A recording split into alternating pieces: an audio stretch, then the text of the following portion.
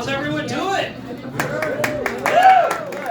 So for Christmas, I got zoo passes to the Minnesota Zoo. Has anybody ever been to the Minnesota Zoo before? Yeah. So I had never been there before, but I'm going in there with my family. And for those of you that have not been to the Minnesota Zoo, when you first walk in, there's a giant bronze buffalo statue. And I'm walking in, and there's this dad with his daughter, and the daughter goes, "Daddy, do they have those at the zoo?"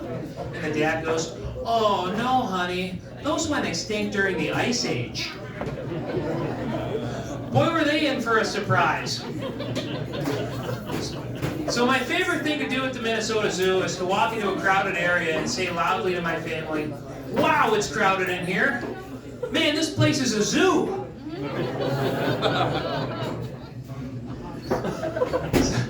So I'm originally from Detroit, just outside of Detroit, and my hometown has their own zoo as well.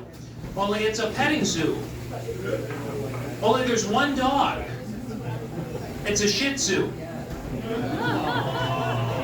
You know, in my opinion, to call yourself a zoo, you need to have at least a grizzly bear and maybe a polar bear. It's the bare minimum. Say, did you all know if you put socks and shoes on a grizzly, it'll still have bare feet? So the last show I did this, had a guy in the front row leans over to his wife and goes, "These are unbearable." If you don't like animal puns, it's okay. I'm almost done with them. Bear with me.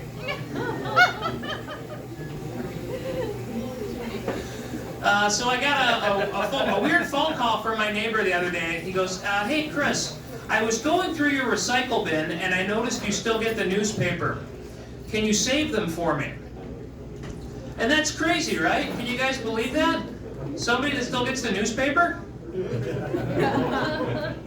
But there's good stories in the paper. For example, did you guys see about the bear attack in Bloomington? Yeah, they're calling it the Mall of America.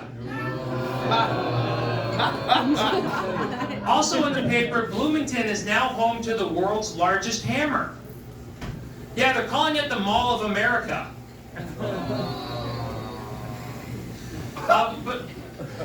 So my favorite section of the paper is the finance section. I read that one a lot, and I'm pretty good with my finances, but you don't have to take my word for it. Last year I got a letter from the IRS that my tax return was outstanding. And I don't even remember filing it. So I was reading in the finance section that the single best way to accumulate wealth is to skip the daily Starbucks. Skip the daily Starbucks, and that's how you accumulate wealth. And ladies and gentlemen, I have bought into this, and I am on track to being the next Elon Musk. I've only got 76 billion days to go. So a year ago when I was telling that joke, it was only 34 billion days to go. So can you guys believe in 1 year how cheap a cup of coffee has gotten? Also in the news, Donald Trump is going after DEI initiatives. So at my work, we've changed the name of our DEI committee to the Justice, Equity, Diversity, and Inclusion Council. Yep, we're Jedi now. We call ourselves Knights because we like to tweet at night, because you know Trump likes to tweet at night. So I think we're safe. I don't think he's going to go after Star Wars fans. After all, this is the guy that started the Space Force. But if he does strike us down, true Star Wars fans know, if you strike down a Jedi, we will become more powerful than you can possibly imagine. That's a movie quote for the non-nerds in the room. So I went to a new barber the other day, old-timey barber shop, cash-only kind of business. And I'm sitting in the barber's chair, and he says to me, "You know, I can tell a lot about somebody by the way their hair grows. For example, if you've got a receding hairline, it means you're a thinker. And if you're balding on top, it means you're good looking." And so I was intrigued. I said, "So what does my hair say about me?" And he said, "This hair on this head, you think you're good looking.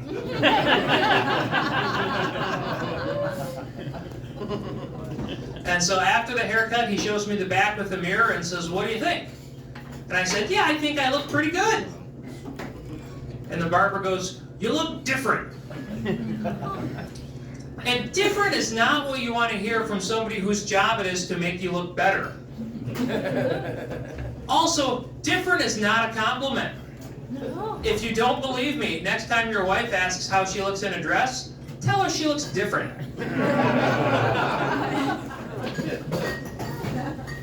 So I said to him, hey, you know, you can at least tell me I look good.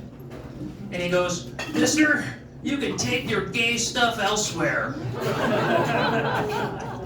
And that was the last time I asked another man for a compliment. All right.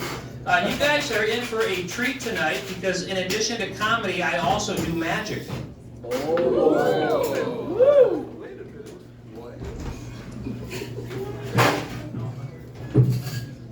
So the other day, before breakfast, I was showing my kids this trick where I can take a coin.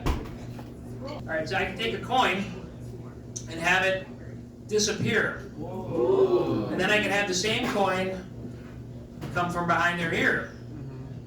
And my kids did not react at all. I said, come on kids, this is an amazing trick, aren't you impressed? And my oldest kid goes, I would be more impressed if you just made pancakes appear. So for those of you that are wondering how that trick is done, I'm going to break a rule of magic and give you a little hint. Woo! Up my sleeve,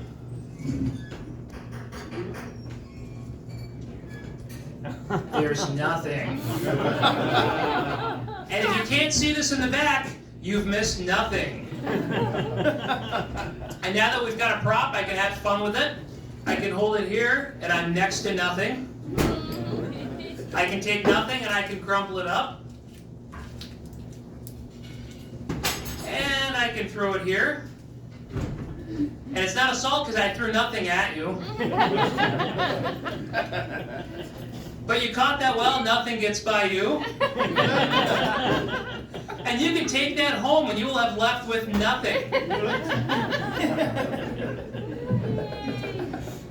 All right, so I've got kids. I send them to Spanish Immersion Academy instead of daycare. I send them to Spanish Academy because I thought that would better prepare them for middle-class white privilege.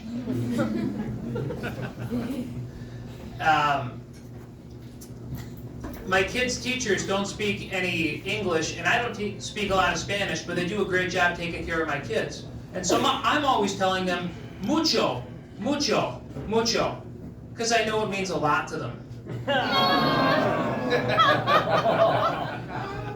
So I went on a road trip the other day, just my kids and me, and my kids wanted to listen to Spanish kids songs in the car, and I wanted to be the cool dad. I didn't want to listen to Spanish kids songs. So I put on that Daddy Yankee. And so we listened to Gasolina on repeat for about 3-4 hours in the car. And at the end of the 3-4 hours, I'm in the front of the car like, El gusto gasolina! And my kids are in the back like, Dame más gasolina! And I'm like, Aracante gasolina! And my kids are like, Dame más gasolina! It was the most fun I have ever had on a road trip.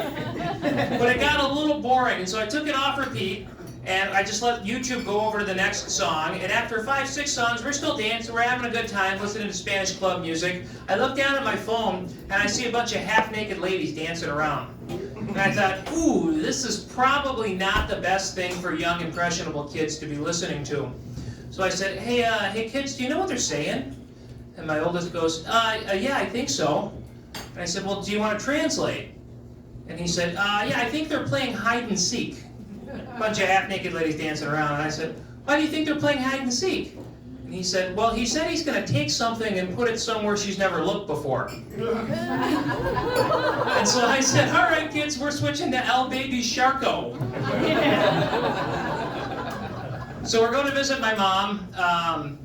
We don't stay with her anymore. We get an Airbnb since she's developed her habit of collecting. And I say collecting because that just sounds better than hoarding, right? And so I wrote an Airbnb review, and I'll end on that.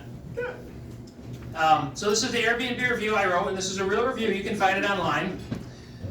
The B&B was good. I must say I thoroughly enjoyed the bidet. For those of you who don't know what a bidet is, it's like a drinking fountain for your butt. The B&B came equipped with a Tushy 2.0 that provided more than adequate posterior Perrier for my derriere. The aim of the booty blaster wasn't precise, but more of a spray and pray shot, so you must move around to get the full undercarriage tune-up.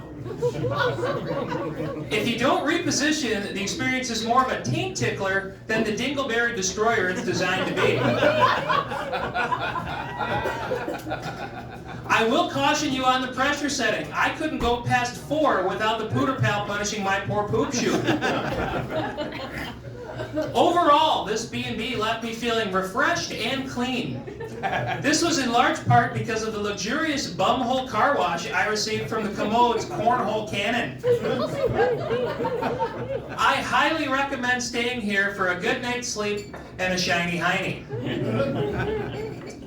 So an actual review, you can find that online, and the response from the owner. Chris, thank you for your unique review. We will address the issue and get it resolved.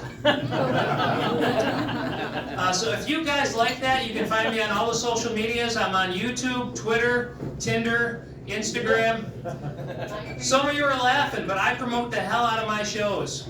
So Rebecca, if you came, sorry I'm happily married, but thanks for buying the ticket.